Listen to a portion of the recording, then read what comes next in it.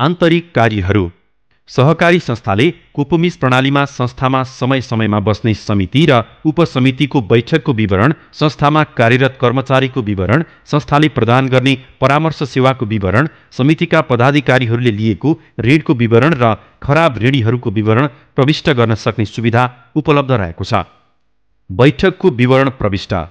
संस्थाको सञ्चालक समिति, लेखा समिति र अन्य उपसमितिहरूको बैठकको विवरण प्रविष्ट गर्नको लागि आन्तरिक कार्यहरूमा गई बैठक मेनुमा क्लिक गर्नुहोस्। बैठकको जानकारी रहने पेज खुल्दछ। पेजको छेउमा नयाँ थप्नुहोस् लेखिएको बटनमा क्लिक गर्नुहोस्। त्यसपछि फारम भर्ने पेज आउँछ। यसमा आर्थिक वर्ष, बैठक मिति, समिति, बैठकको स्थान, उपस्थित महिला पुरुषको संस्थागत सङ्ख्या भर्नुपर्ने हुन्छ। त्यसैगरी बैठकको एजेन्डा र निर्णयहरू पनि भर्नुपर्ने हुन्छ। तलपट्टि बैठकको निर्णयको फाइल स्क्यान गरी अपलोड गर्नुपर्ने हुन्छ। फारममा रहेको रातो कलरको एस्ट्रिक सङ्केत भएका विवरण अनिवार्य भर्नुपर्ने हुन्छ। यदि यो सङ्केत गरिएका विवरण अनिवार्य रूपमा भरिएन भने यो फारमलाई सेभ गर्न सकिँदैन। एकभन्दा बढी एजेन्डा भएको खण्डमा प्लस बटनमा क्लिक गरेर थप्न सकिन्छ। सबै विवरण भरिसकेपछि सुरक्षित गर्नुहोस् बटनमा क्लिक गरेर सुरक्षित गर्न सकिन्छ। सबै विवरण मिलेको खण्डमा जानकारी पठाउनुहोस् भन्ने बटनमा क्लिक गरी नियामक निकायमा जानकारीको लागि पठाउन सक्नुहुनेछ। भरेको विवरण हेर्न, सच्याउन र विवरण डिलिट गर्न समेत सकिन्छ। एजेन्डा तथा निर्णय कार्यान्वयनको अवस्था।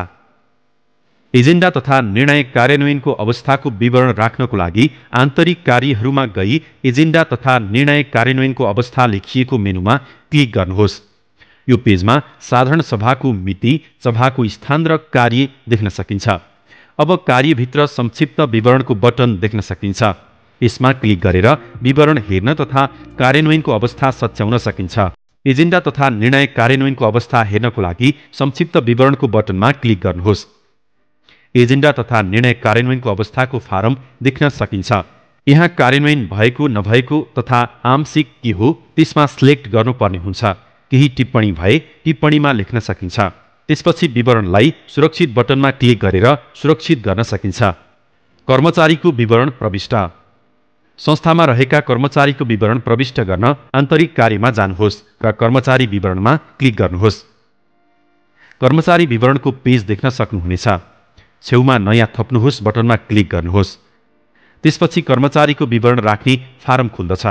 यहाँ सदस्य हो भन्ने बटनमा क्लिक गर्नुपर्ने हुन्छ र त्यसपछि कर्मचारीको नाम, लिङ्ग, जन्ममिति, नागरिकता नम्बर, बाबुको नाम, हजुरबुबाको नाम, प्रदेश, जिल्ला, गाविस वा नगरपालिका, वडा नम्बर, ठेगाना, पद, यसैगरी शैक्षिक योग्यता, शैक्षिक विषय, देश, mobile number, phone number, email, अनुभव, पति पत्नीको नाम र मासिक तलबको विवरण भर्नुपर्ने हुन्छ।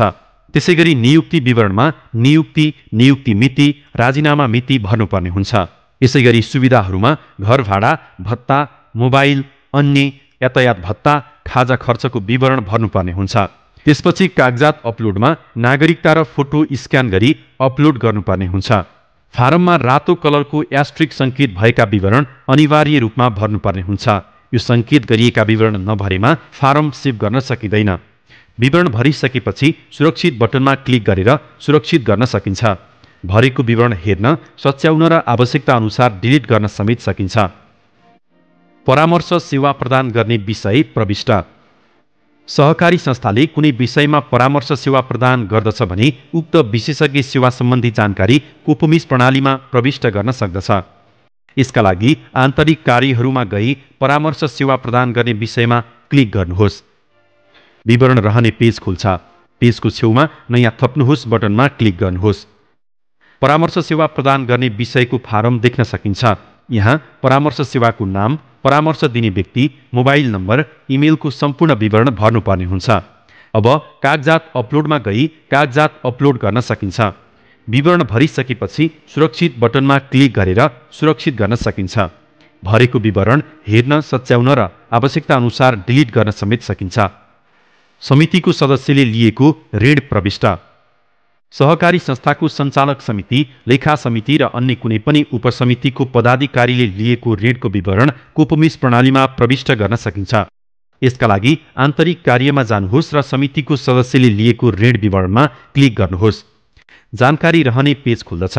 विवरण प्रविष्ट गर्नको लागि पेजको छेउमा रहेको नयाँ थप्नुहोस् बटनमा क्लिक गर्नुहोस्। समितिको सदस्यले लिएको ऋणको विवरण भर्ने फारम खुल्दछ, जहाँ आर्थिक वर्ष, सदस्य, ऋण नम्बर, ऋण लिएको मिति, भाका नाग्ने मिति, ऋण रकम, ब्याज दर प्रतिशतमा ऋण लिएको कारण भर्नुपर्ने हुन्छ। यसैगरी ऋणको अवस्था भाका नागेको, ननागेको र भाका नागेको भए भाका नाग्नुको कारण प्रविष्ट गर्नुपर्ने हुन्छ। फारममा रातो कलरको एस्ट्रिक सङ्केत भएका विवरण अनिवार्य भर्नुपर्ने हुन्छ। यदि यो सङ्केत गरिएका विवरण अनिवार्य रूपमा भरिएन भने यो फारमलाई सेभ गर्न सकिँदैन। विवरण भरिसकेपछि सुरक्षित बटनमा क्लिक गरेर सुरक्षित गर्न सकिन्छ। भरेको विवरण हेर्न, सच्याउन र आवश्यकता अनुसार डिलिट गर्न समेत सकिन्छ।